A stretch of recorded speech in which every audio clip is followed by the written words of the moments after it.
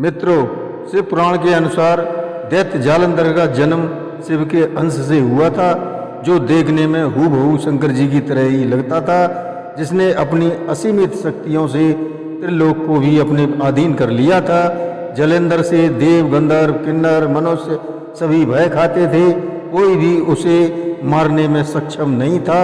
इसका मुख्य कारण जलंधर की पत्नी वृंदा का पतिव्रत धर्म था, जो उसकी सुरक्षा का कवच भी था।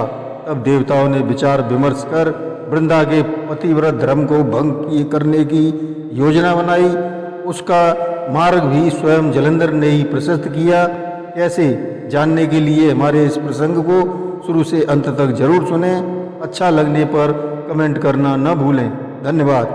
नमस्कार, मैं रणबीर सिंह लोटस एंटरटेनमेंट में आपका हार्दिक स्वागत करता हूं।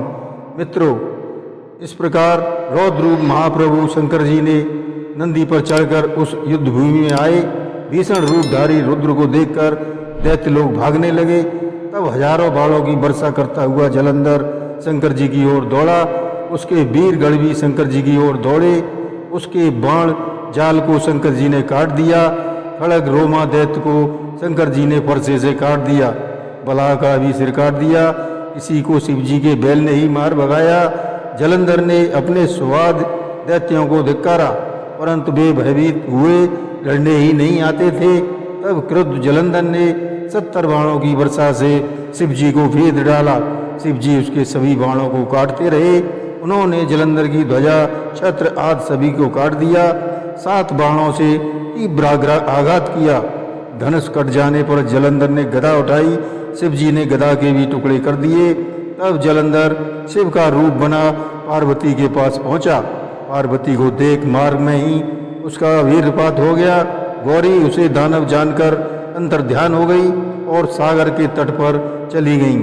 तब विष्णु पार्वती जी के पास पहुंचे। पार्वती जी ने कहा, क्या तुम्हें दुष्ट जलंधर का कृत्य मालूम है? विष्णु ने हाथ जोड़कर कहा, मुझे तुम्हारी कृपा से सभी कुछ मालूम है। फिर पार्वती ने विष्णु जी से कहा, उस दैत्य ने जो मार्ग खोला है उसका अनुसरण कर तुम उसकी पत्नी का पतिव्रत धर्म नष्ट करो, वह दैत्य तभी मारा जाएगा। इस प्रकार विष्णु भगवान जलंधर के नगर में जाकर उसके एक उद्यान में ठहर गए। वृंदा ने स्वप्न में देखा कि उसका पति नग्न होकर सिर पर तेल लगाए महेश पर चढ़ा दक्षिण दिशा की ओर जा रहा है। वह काले रंग के फूलों की माला पहने है। उसके चारों ओर हिंसक जीव हैं। उसका नगर समुद्र में डूब रहा है। तत्काल वह स्वप्न पर विचार करने लगी। उसका मन नहीं लगता था, अतः वह सखियों के साथ अटारी पर आईं। फिर उपवन में घूमने गईं। वहाँ उसने मौनी तपस्वी को देखा। भयभीत वृंदा ने उस मौनी के गले में हाथ डाल दिया। इससे वृंदा को अभय हुआ। उसने मुनि को प्रणाम करके कृतज्ञता प्रकट की। फिर मुनि के पास 2 वानर आए।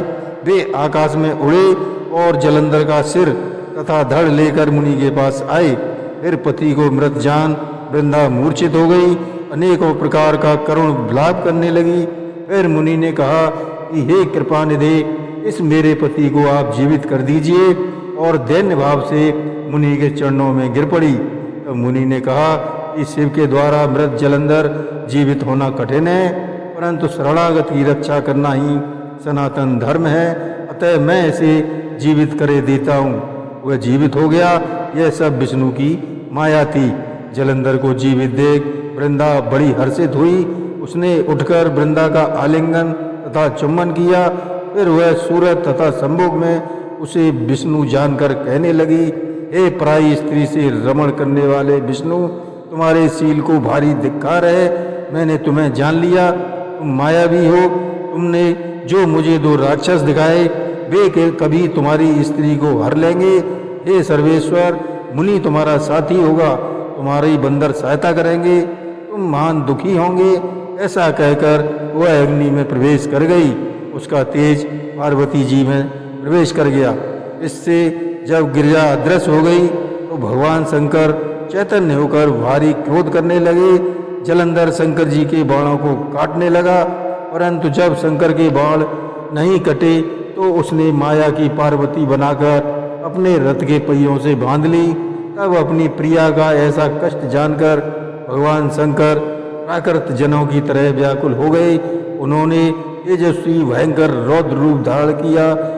उनके रौद्र रूप को देखकर कोई भी दैत्य उनके सामने खड़ा नहीं हो सका। यहाँ तक कि शुंभ निशुंभ भी समर्थ नहीं हुए। तब उन्हें धिक्कारते हुए शिव ने कहा, तुम दोनों बड़े दुष्ट हो, तुमने मेरा बड़ा अपराध किया। तुम पार्वती को मारते हो और युद्ध से भागते हो। भागते को मारना पाप है, इससे मैं तुम्हें नहीं मारूंगा, परंतु गौरी तुम्हें अवश्य मारेगी। तब ऐसा सुनकर जलंधर क्रोध से जल भुन गया। उसने शिवजी पर घोर बाणों की वर्षा की। तब शिवजी ने अपने चढ़ा गुष्ठ से बनाए हुए सुदर्शन चक्र से उसका सिर काट दिया। एक घोर आवाज के साथ उसका सिर पृथ्वी पर गिर पड़ा। अंजन के पहाड़ के समान उसके शरीर के 2 टुकड़े हो गए। उसके रुधिर से संग्राम भूमि रंग गई।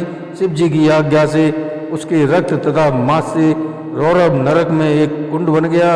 इस प्रकार उस जलंधर को मरा देख सभी देवता, गंधर्व, सर्प आदि प्रसन्न हुए। हर हर महादेव।